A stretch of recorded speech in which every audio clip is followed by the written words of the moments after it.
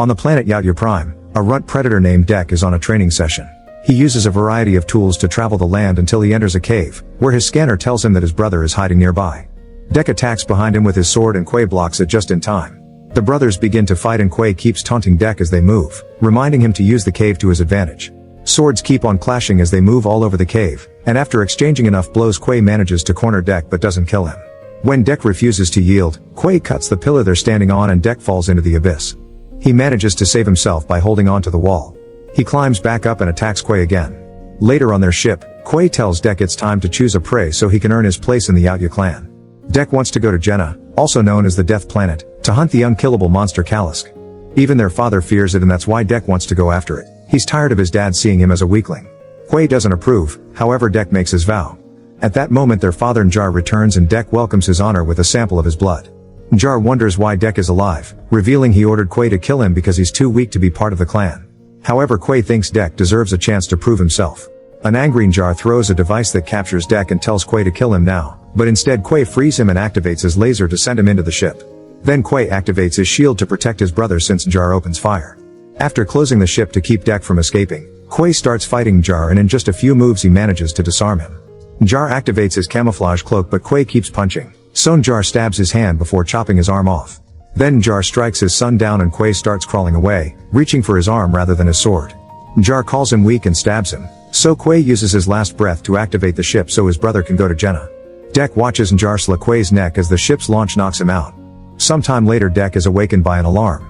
The ship has been damaged by the debris in orbit and is hurling towards Jenna. Dek rushes to the seat and ejects it, so it starts falling at great speed through the Jenna sky. When a bird almost crashes into him, he activates the shield. He ends up crashing in the jungle and he roars in frustration. Determined to find the monster, Dek takes stock of his weapons to confirm everything is working well. He's startled by a noise nearby and starts searching the area. Suddenly a vine-like creature takes him by surprise and steals one of his weapons. Dek gets his sword ready, but a second vine grabs his arm and he has to cut this one while the first one escapes. Unfortunately more vines appear and reach for him until they grab his leg to drag him on the ground. Dek manages to take his bow to shoot his captor to force it to drop him, and punches the vine to keep it back. Then Dek runs to retrieve his sword and quickly slashes the vines that keep attacking him. No matter how many he cuts down though, more and more keep coming and they even start attacking together.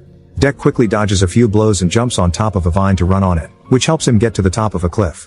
The vines can't reach him up there and now Dek has a good view of the planet, which looks terrifying. Afterward Dek washes his wound in the river and uses his scanner to find a medicinal plant that can serve as a bomb. On a leaf he finds a worm that starts growing red spheres and when he throws it away, it explodes. Then he goes out to explore and search for the Kalisk. On a big field he finds some strange red plants that keep hissing at him, so he moves carefully to avoid them. At that moment Dek hears a voice talking in a strange language and looks up to see Thea trapped in a huge nest. Realizing he can't understand her, Thea changes to the universal translator, which confirms she's an android known as a synthetic. Suddenly a Jenna vulture appears nearby and grabs a rock to throw at the strange plants. This makes the pods explode with red smoke and shoot their needles, which Dek quickly dodges. Thea explains that the needles can paralyze him so that the vulture can eat him. When Thea offers her help, Dek says that the Yautja hunt alone and Thea guesses he's here for the Kalisk. The vulture throws more rocks and multiple plants are activated, so Dek is hit by the needles. As he starts feeling dizzy Thea asks for a weapon, so he tosses one of his blades at her before collapsing. The vulture flies down and is about to eat him when Thea tackles the beast and brutally kills it with the blade. Dek sees her wave before passing out. Minutes later Dek wakes up because Thea has given him an antidote made from the same flower. Dek stands up and helps Thea do the same, only to notice that she's missing half her body. She explains she's a synthetic sent by the Wayland Yutani Corporation because humans can't live on this planet, but Dek doesn't care and drops her.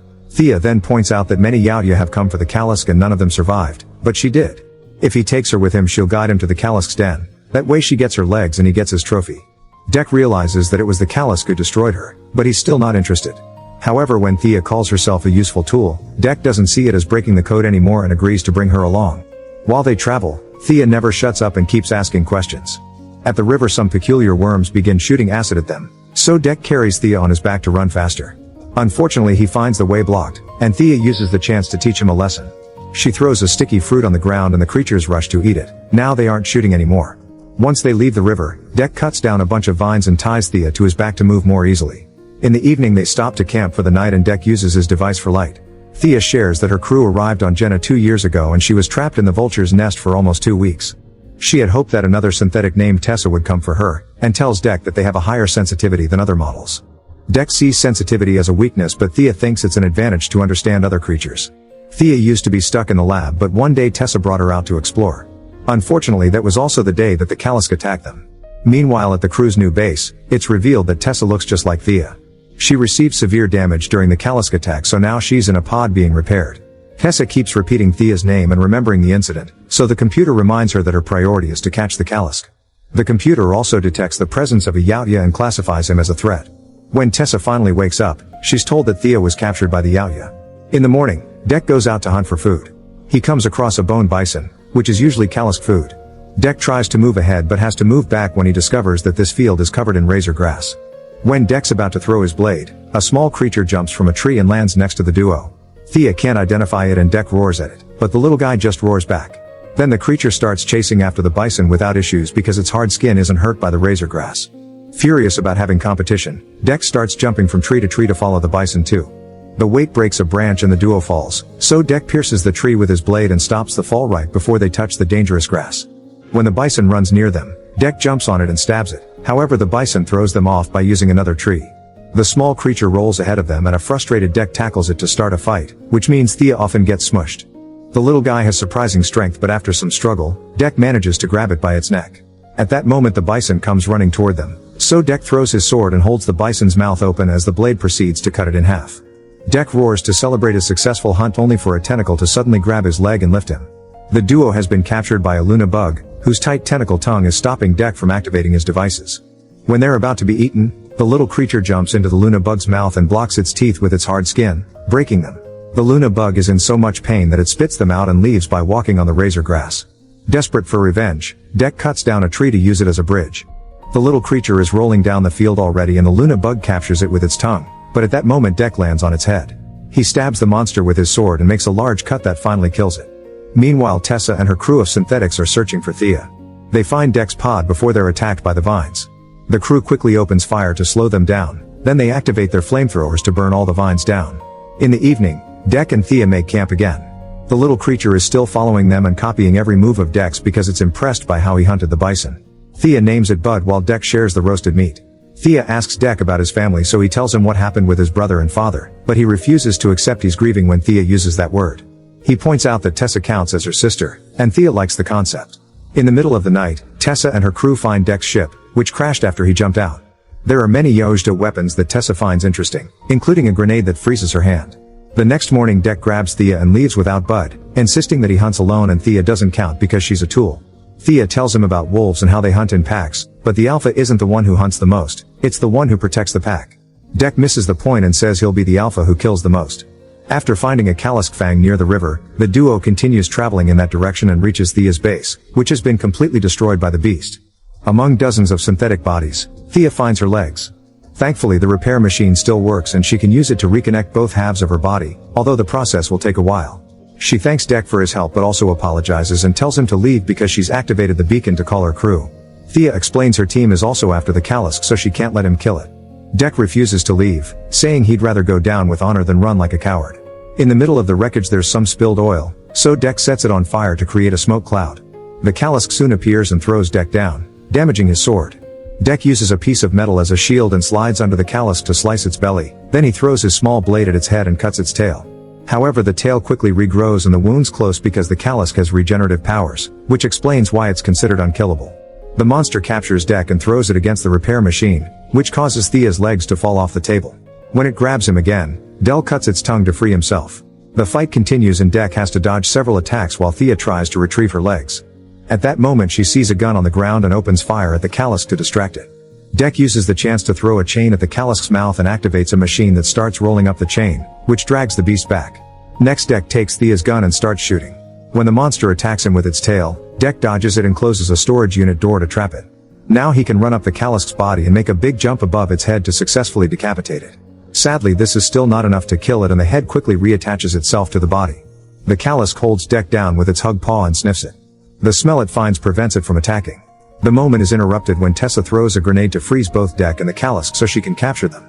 Sometime later, Dek wakes up strapped to a table in the crew's vehicle. Thea is in suspension mode because she's connected to the repair machine and Tessa has read all her logs. She doesn't understand why Dek's alive since the Yautja usually kill weak children and says that belonging to her company should be an honor for him. Then Tessa wakes up Thea and congratulates her for getting 2 specimens. She gives Dek a painful injection to experiment on him, so Thea tries to smoothly save him by pointing out he's a rut and therefore not ideal for science. She thinks they should keep his weapons and let Dek go. Tessa still wants a sample, so she connects 2 cables to his head that cause him lots of pain. A desperate Thea turns off the machine and tells Tessa they should be more than robots that only follow orders. In fact, she wants them to be sisters. However, Tessa reveals she didn't come back to rescue Thea, she came for the Kalisk. She agrees with the Yautja's tradition of getting rid of the weak and calls Thea broken. At that moment Tessa gets a call from Earth, so she leaves to take it after ordering a guard to box Thea up. Since the guy can't speak Yautja, Dek asks Thea to make him open one of his devices. Thea tells the guard that Dek's device is a map and when he opens it, his head explodes. Then Thea frees Dek and alarm is triggered, so more guards come to open fire at him. Thea opens the back door and Dek jumps into a waterfall to escape. Sometime later Dek finds his crashed ship and takes care of his wounds, however there are no weapons left. He considers leaving the planet but he looks at his brother's helmet and remembers that the best wolf is the one who protects the pack. Dek returns to the jungle and starts gathering natural dangers to use as weapons, like blades of razor glass and the spikes from the red flowers. He also gets the acid worm by using the fruit. While working, he comes across Bud and smells its spit. He finally realizes that Bud is the Kalisk's child and he was spared for smelling like it, so Dek covers Bud with his own spit instead. Lastly, he frees Thea's legs so he can follow them to their owner. At the new base, Dek appears wearing the bison bones as armor and throws acid at a guard to bring him down. The legs follow a signal from Thea, who is in suspension inside a box. When 2 guards try to attack the legs, Dek quickly defeats them with a whip made with vines and razor grass. Bud also helps by destroying a guard in seconds. The duo keeps sneaking around the base, bringing down any guard in the way so the legs can keep moving without interruptions. Meanwhile Tessa is talking to the company and reports they'll go back soon with the Kalisk. When asked about Dek, she tells them that he's dead. With his collection of natural weapons, Dek keeps destroying synthetic guards, sometimes fighting a few of them at the same time. Inside a lab, a guard manages to corner him so Dek breaks a glass cage and lets a vine sample kill him instead. When the legs find the box, they jump on a guard's neck and quickly kill him before opening the container. Thea awakes and celebrates but she hears guards coming, so she pretends to be asleep again. The legs kick a guard to make him fall and Thea jumps out to fight him while the legs confront the second guy. Both body halves help each other in battle and when a guard is about to hit the legs, they jump away and the blow destroys the other synthetic, who is being held by Thea. Then she holds up a small machine piece and the legs push the final guard's head on it to kill him too. Soon Dek finds the box too but it's empty. A guard surprises him from behind, only for Thea to kill him with a shot. Her halves are finally back together and she's surprised to see Dek, who admits he came back for her like a proud wolf. Thea wants to leave but Dek announces they must free the Kalisk so Bud can be with its mother. Suddenly an alarm goes off and Tessa tells her men to speed up the launch of the ship with the Kalisk while she investigates. A team of soldiers finds Dek, who activates the combustible worms to create a nice explosion that destroys all the synthetics in one go. Then Tessa appears inside a battling suit and shoots Dek with a laser she stole from his ship, which kills his acid worm. She uses the suit to bring down structures and pulls out a huge saw, but Dek dodges it all. In the main ship, Thea tries to access the Kalisk but the cage is locked. When a guard comes by, she fails to impersonate Tessa so she smashes the guy's head on the cage instead. Then she uses his eyes to open the lock. When an attack throws Dek into the lab, the suit hand comes down and is captured by the moving vine. Dek tries to climb it but Tessa immediately throws him off, so he hides behind a container. Tessa lifts it but doesn't see him. It turns out he's climbed on the container to be above her. Now Dek can jump on Tessa to beat her up, but she quickly closes the cockpit. Suddenly the Kalisk appears and jumps on the suit, so Tessa activates the saw to stab it and lift it.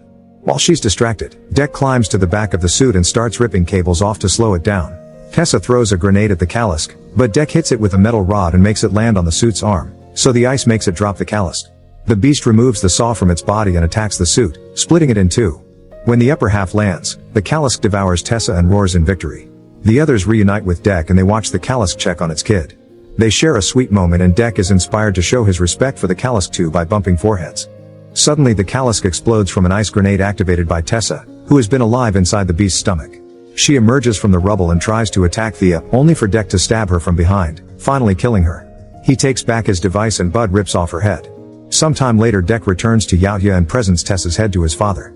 Jar still thinks he's a disgrace and sends out 2 guards to kill him, but Dek moves fast and easily kills them first. Then Dek fights Jar, who hides with his camouflage cloak. Dek activates the ship's engine to create a sandstorm that allows him to see his father's location and cuts his arm off to stop him. Then he captures him with a cage device. When Dek symbolically stabs his dad's helmet, Jar takes it off and says that Del can join the clan if he shields. However, Del says he already has a clan before a grown-up butt eats Jar's head. Thea congratulates him while Deck takes his father's cloak. At that moment another ship appears and Deck says it's his mother.